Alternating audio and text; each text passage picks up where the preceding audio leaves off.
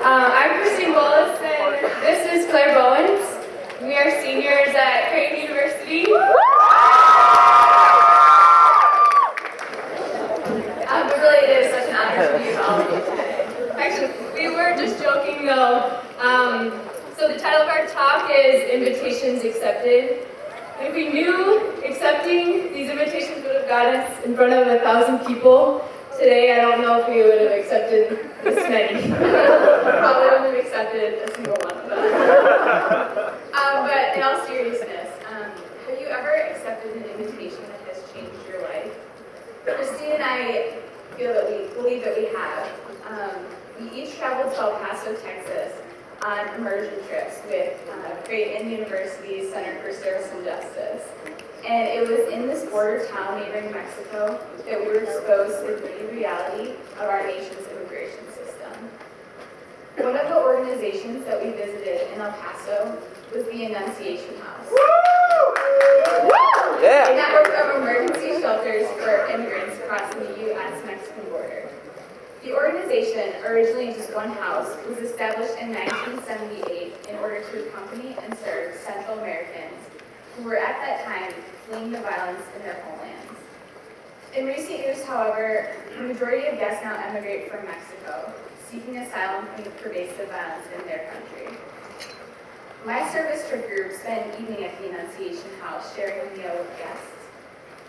While completing after-dinner chores, one guest showed me a newspaper from Ciudad Juarez. The pages were filled with graphic photos of the violence that was taking place just a couple of miles south of where he and I were standing. And somehow, before that week, I hadn't even been aware that this violence was occurring at all. I was startled by my own ignorance concerning the violence in Mexico and the plight of immigrants in my country.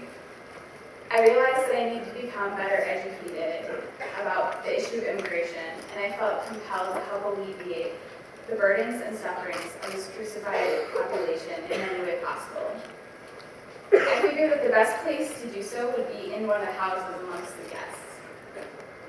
Although it was Ruben Garcia, the Ignatian House director, who offered me the official invitation to spend the summer in houses in El Paso, it was ultimately the guests who welcomed me into their home, invited me to share their daily lives, and invited me to be a privileged witness to their incredible stories.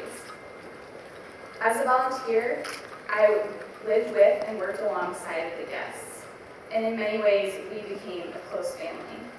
We made meals together, and I learned the 4-hour-long process of how to make refried beans.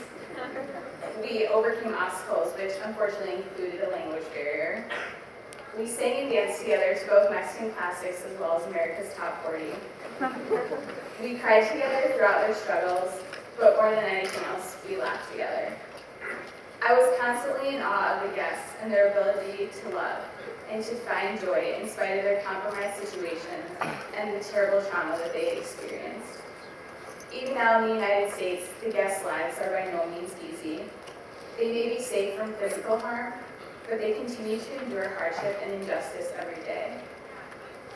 This summer, the guests of the Ignatian House invited me to accompany them in the struggles that they face, and it was an invitation that I was humbled by, and one that I was honored to accept.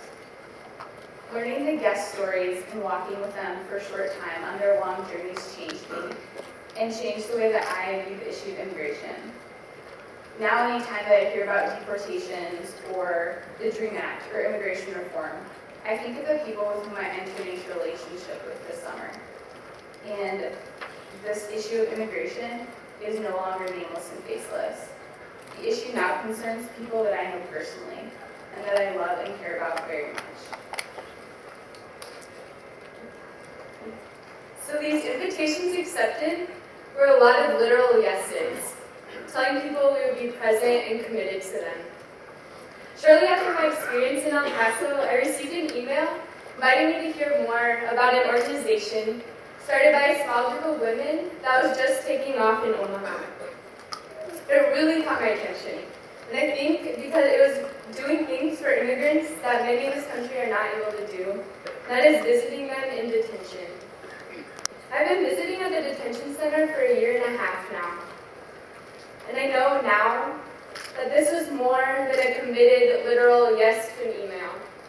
This This was a yes to friendship, a yes to frustration, a yes to fact-finding, and a yes to an extension of family. I've met with 5 men and 2 women, but the closest to my heart right now is the story of a Guatemalan man in his mid-30s, Martin. A friend of mine, Kate Linden, who was a staff participant on my El Paso immersion trip, was assigned to visit with Martin 8 months ago.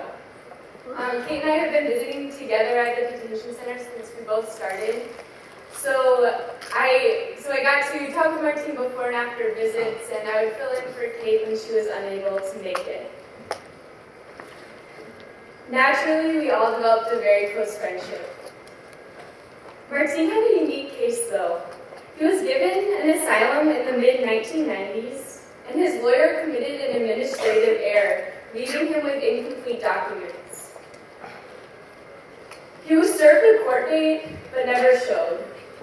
12 years later, he was picked up by immigration.